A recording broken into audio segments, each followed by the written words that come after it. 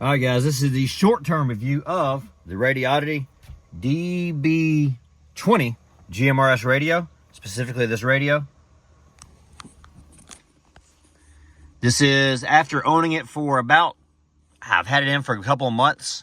So my first impressions, and in the future, I'll do a long-term review. Now, the Radioddity radio itself, the coolest feature, I'm sorry, I'm gonna steal this from Not a Rubicon, is the fun button. That's where you have the fun. Now, it's the function button. That's how you go in and change your settings. But it's got your sideband here. So I can change my sideband that I want to monitor. So I usually leave it on 18 because Wicked Jeeps rides on 18. So usually I put that and I put it down here in my B channel. So I'm always listening to 18. Then this one up here, I'm on 21. So I can scroll down. Like if I ride with the Black Bear crew, they're always channel 2. So I have a Black Bear channel. So when I ride with Black Bear crew, and you can program the channels. I program them through the mic. That takes a minute, but it's possible. It's better if you have a computer. I don't have a computer. So yeah, the schools around here, when I pick my kids up from school, they use channel 4 for the thing when they talk to each other. So what's this called? Like handheld. They got little handhelds like this, and they use channel 4. They're probably FRS, but same frequencies. So anyways, you got that. You scroll up and down. You can change your squelch settings, all that stuff here. It's really cool. You can turn your beep on and off. One thing you do not have, and I do not like that, is a Roger beep. My handheld has a Roger beep. That radio does not. I like the Roger beep. Some people don't care, but I do.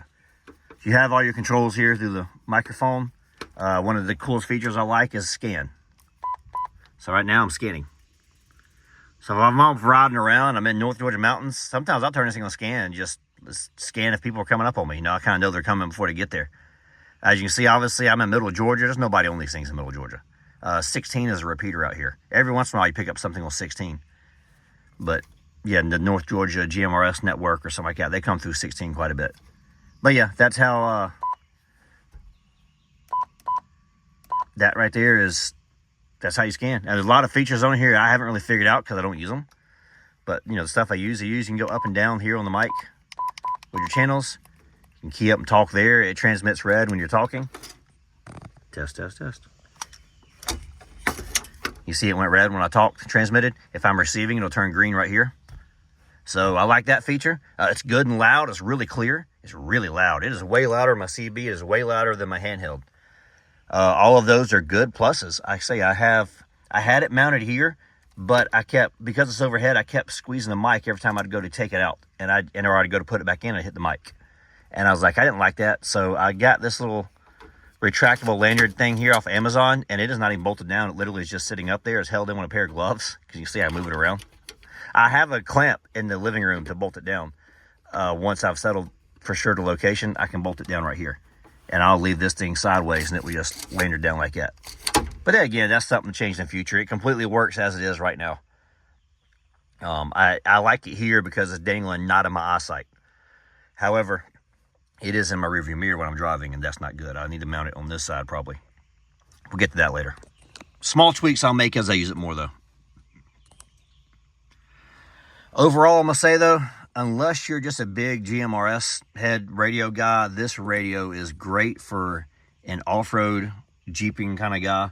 You know, if you're you just want to ride trails, you want to be able to communicate, you're not too concerned about the radio, it's good. I mean, if you want a really good radio, get some, like a KG-1000, something like that. It's a great radio, and it's actually a real radio.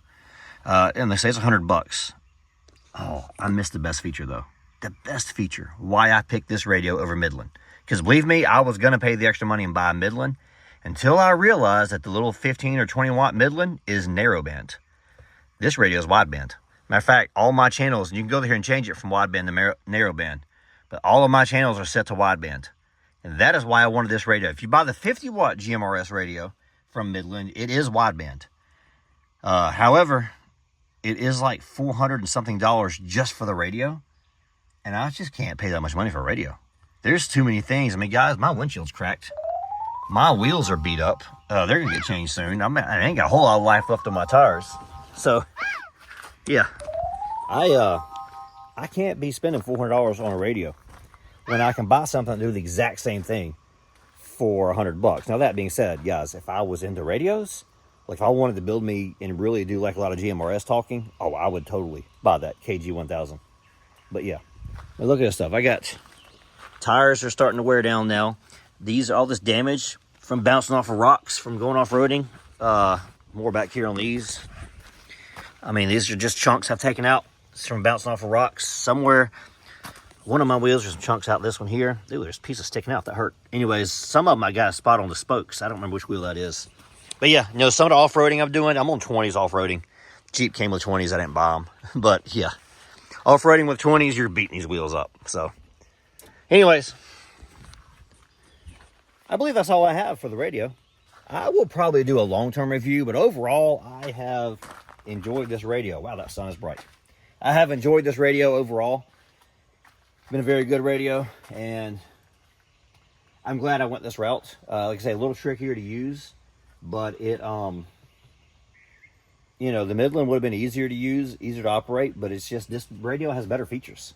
The Midland, for its price, doesn't do enough for me. It was too much money. It's a good radio, but I know a lot of people that use them. But like a prime example, if I ride with Jeep and Bubba, right? Black Bear. When he is on his Midland radio, you can barely hear him because it's narrowband. And now he uses a handheld to talk, because I know he does that. And so it depends on the ride. Like if you're riding like this with doors off and he comes on narrowband, before I had this radio, I was on my handheld, I couldn't hear him. Now with this radio, I can hear him because the volume is a lot louder and a lot more clear. That UV5, I love it for a handheld. One of the best handhelds I've ever used, but it's the speaker's small, it's just not as clear. That speaker in that radio is very clear. I was impressed at how clear it is. But yeah, I didn't like the idea of a narrowband. So that one being wideband, you broadcast on a wider band, you get a lot more sound clarity to the people you're talking to. You get a whole lot less. Come again? Yeah, you don't get as much of that. So I like it overall. Happy with the radio, and I've had it in for, I want to say 4 months now, and I've used it a little bit. I don't use it a lot. Unfortunately, it's been softball season, so I've only done maybe 5 or 6 Jeep rides with that radio, but it has not let me down. Anytime I've used it, I've been extremely happy with it. I'm definitely glad I did it. Like I say, it's a $100 radio. You just can't beat it. For the price, it really does what I love. It's perfect for what I'm doing with it.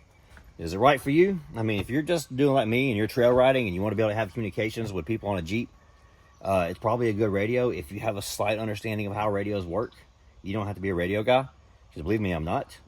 Watch the comments I have done on radios, and people will point out to you how much of a radio guy I am not. They will correct me in the comments. I promise you. Some of them try to insult you, and I think that's hilarious.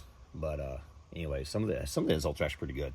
That's a couple of them I read and I actually laugh at them. I mean, that's pretty funny. I would have one day do a video just reading the comments I've gotten, and the ones that actually make me laugh, because I'm like, man, that dude put a lot of thought into that one. That's pretty good. So yeah, radio good is overall is really good. I'm happy with it. I think this is getting long enough now. So that is the short-term radio review. We'll do a long-term review at some point in the future. In the meantime, close the Jeep up, close the hood up, get everything put back normal, and we're going to end this video. Looking forward to more rides, actually getting to use the radio on some rides. I think last time you saw me use it was the Cahutta video from April, a couple months ago. So yeah, that's all I got for this one. Jeeps be Jeeping. Close out with the radio.